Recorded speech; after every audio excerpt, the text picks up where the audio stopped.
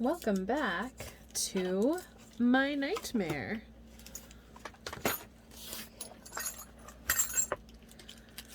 I am chilling at home today and watching Fruits Basket because I ordered the DVD. I'm super excited about it. And I've wanted to do this for a while. Now I don't know if this is going to work because this is a little off center for you. Let's see if I can bring you over just a bit. But I have, for a long time, wanted to show my metal stamping process. Literally, there was someone who was doing a, like recommendations for starting your YouTube channel kind of video, and her recommendation was to have a list of 100 videos before you even start filming. Just make 100, like a list of 100 ideas for a video. Because even if you don't use them, you have the idea. Like, you have that idea with you. So if you ever run out of ideas or you need something to do, like, you have a list of, like, potential videos. And so I absolutely loved that. And I made a whole list. I actually still have it. And actually, a lot of the videos I posted were not on the list. So one of them was metal stamping. I used to metal stamp more than I do now. Like, I feel like I need ASMR's footage. Hold on.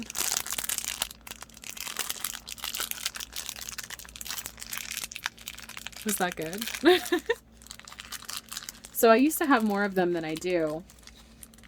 I used to do more of it than I currently do. I like text. I mean, you know, you've heard me talk about my writing. I really enjoy writing, and I just like the look of words. I think words are cool. Like, I read a lot too. So I really like how metal stamped jewelry looks because it has text on it. I got these shapes at Michael's, I believe, and one of the things I think they would be good for is, I think they'd be good for Christmas presents for your queer friends, or Hanukkah presents, or any winter holiday.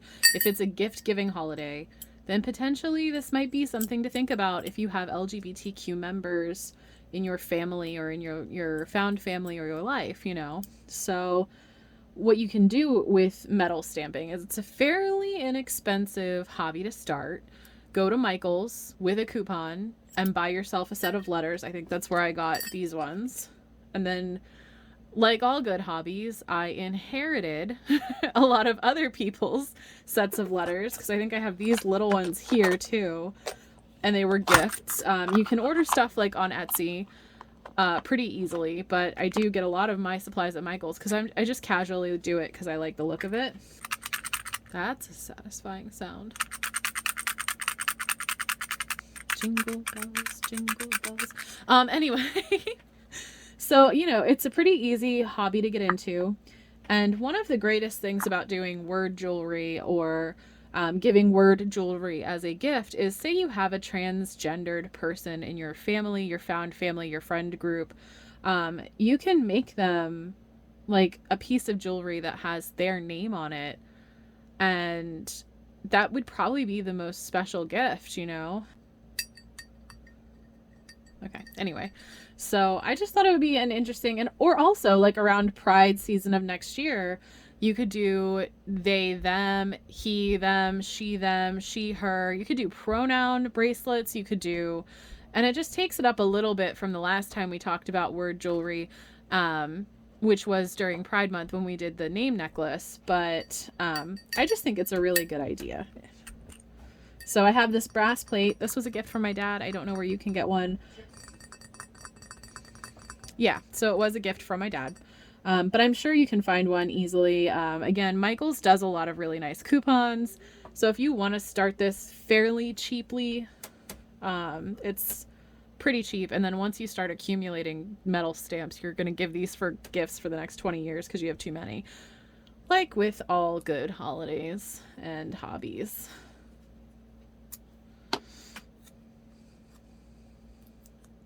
I start by taking some washi tape And I like to secure my charm to the block because I just find it makes it easier. And it's a little bit of a cramped setup, so hopefully I do this right and you can still see it. I'm going to try the big hammer. I feel like the big hammer works better. I got this hammer at Michael's. I guess I could use this. We'll try this hammer. I don't have faith in this hammer. We're going to give it a shot.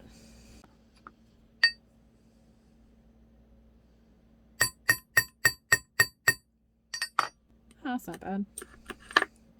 My letters are out of order because I dropped them once. I'm pretty sure they're all out of order. One of these, the letters are out of order.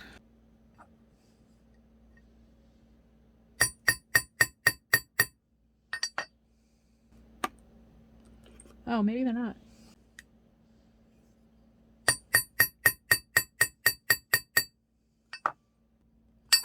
I'm pretty sure I'm not supposed to extend my pinky like that, or my index finger like that. Don't do that. Like, don't hurt yourself, please. I'm a bad crafter. I'll show you what not to do.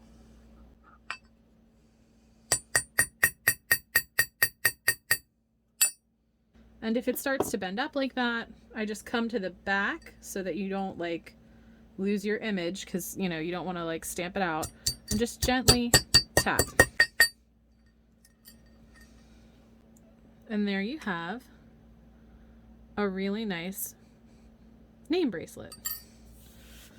You can get smaller letters, you can get bigger letters. One of the things I am going to show you, if I can find the correct fabric, is how I like to blend it in. So we did that part. That's the fun part. And now we're just going to come in with a Sharpie. Really build that product up. Really, really build that product up. And then come behind with a lint-free cloth and just wipe it off. And now you have this really cool, now you have this really cool lettering. Would it even be a Vlogmas video if it weren't time for voiceover me? So what I'm trying to show you here is that when you're first starting out with this craft, you can get these washers at the plumbing section of Walmart. They're 97 cents for a bag of 6 or 7 aluminum washers, which is pretty much what all of the stamping shapes are made out of anyway when you buy them from like craft stores. So if you'd like to practice on something before you waste your expensive shapes, that's what I would recommend. Or you could just really use them as a foundational piece, is that what I'm trying to say, of your jewelry design. Like, they're really cool shapes. I love the donut shape of them.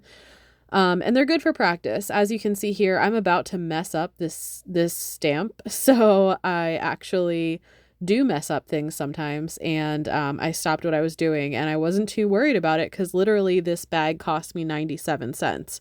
So it's a cheap craft and you can make a lot of cool jewelry out of washers. When craftster.org was still a forum available in the 90s and, or not 90s, in the 2010s, you know, a lot of people made washer jewelry because it was just cheap and fun. So I messed it up. I'm going to throw it away or use it for something else like a pattern weight, and I'm not too worried about it. Once you start a hobby, people will just give you supplies for that hobby. You know, my messy background, most of that was donated fabric from people cleaning out their garages in quarantine. Metal stamping is also a really cute hobby if you have pets. As you can see, I got these bones by accident in a multi-pack. Like, it came with some hearts that I wanted. So the bones are, you know, I don't have pets, but if you had someone on your gift list that had a pet pass away, you could make one with their name on it. See, that's right. I'm like trying to figure out how to spell this word. I mean, this is gonna very clearly be for a potential Harley Quinn cosplay that I have in mind. It was requested of me to do a gender-bent, non-binary type Harley Quinn. And I do endeavor to give this person everything they ask for, so And like I said, just take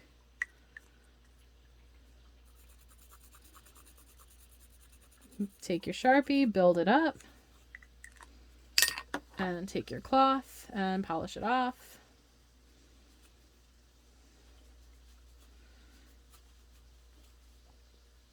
Now, if you ever see it staining in a place, if like that you didn't want it, like say it stains the metal and instead of just the letters, you can do it on the whole, like marker the whole thing and then rub it off and it'll help it blend in better.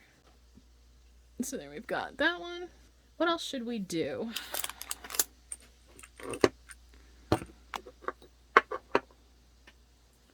Oh, I could show you that tool before we go. So you'll see here, this shape is one that I purchased. It does not have a ring in it to attach a jump ring. It's just a flat metal shape. And so I bought this tool. This I got on Etsy. The one that I had got from Michael's broke.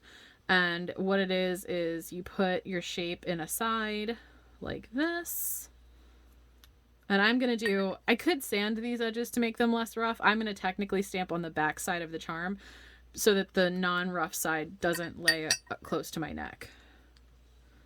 I like doing this because actually I'm allergic to some metals, but like aluminum, I don't have a problem with. Brass and copper, I don't like, I mean, most of the metal stamped ones, I don't seem to be too bad with. So, and then you just twist, and then when you untwist, when you pull it back out, you've got a nice little hole in your metal shape. I'm gonna try and fit a saying on here, and it might not work. It may not work. I don't like the smaller letters, but we can try them. I think they're the ones that are out of order. This aluminum shape is very thin. It is one of the ones I got from Michael's, and it's very thin. But we're going to try the smaller letters. Oh, they're so tiny, though.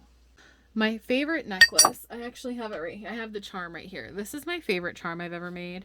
Ooh, while we're sitting here. I wore this forever.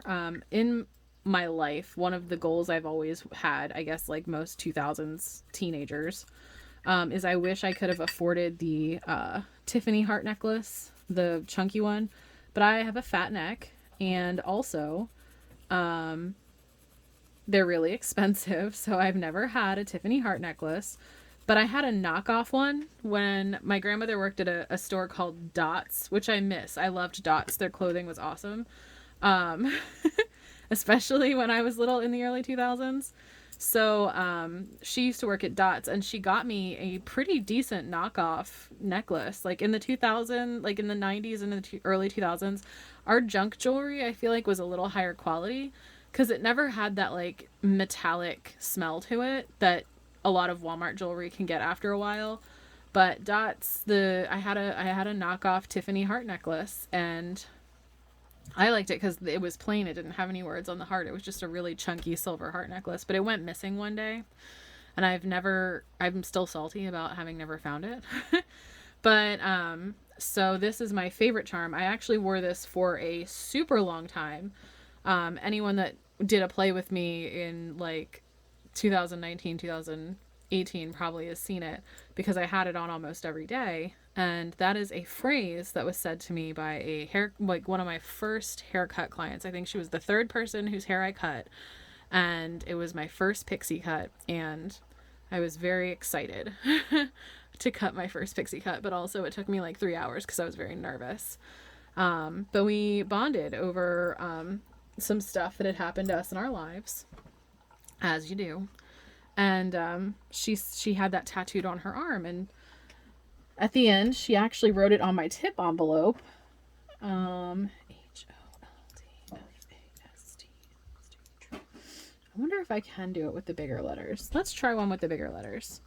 Mistakes are going to be made, but we're learning together. Because I'm not a professional at this. I've never been a professional at hand stamping things. This is just a hobby. But she told me hold fast and stay true was something that meant a lot to her during her divorce. And I'm pretty sure I'm not going to be able to fit all the letters on this. And I stamped it on that necklace, and I wore it all the time to remind myself that I'm on a journey and that I need to hold fast through all of the storms and stay true to my course. Now, I still apologize too much, and I've definitely drifted from my course a couple of times, but the message is there. But I wore it because it was my stand-in for the Tiffany heart that I could never honestly afford. That's a J. Where's the L? There we go. Do I sometimes have to mouth the alphabet to myself while doing this? Yes.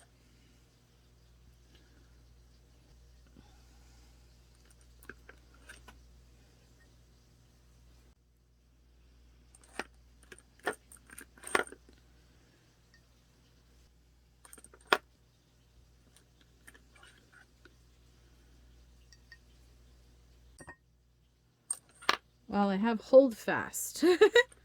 So we need to get a different one and do a smaller letters. Maybe not. Hold on. This could be interesting.